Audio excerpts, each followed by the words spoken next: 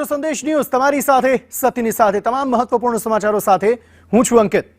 મહત્વપૂર્ણ સમાચારથી બુલેટિનની શરૂઆત કરીએ તો વડોદરામાં સામૂહિક દુષ્કર્મની જે ઘટના ઘટી હતી તે મુદ્દે મોટા સમાચાર મળી રહ્યા છે। જે 5 આરોપીને પોલીસે ઝડપ્યા છે। 5 આરોપીની સરભરા કરવામાં આવી છે પોલીસ દ્વારા।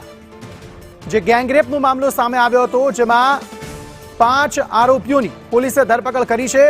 આ 5 આરોપીઓ જેમાંથી 3 આરોપીઓ વિદર્ભી હોવાનું અને ઉત્તર પ્રદેશના હોવાનું સામે આવ્યું છે। આ સમગ્ર મામલામાં પોલીસે હવે આરોપીઓની સરભરા કરી છે। આજે ઘટનાનું રિકન્સ્ટ્રક્શન પણ કરવામાં આવશે। કૃણાલ શર્મા વધુ માહિતી આપી રહ્યા છે। કૃણાલ, જણાવશો શું વધુ વિગતો?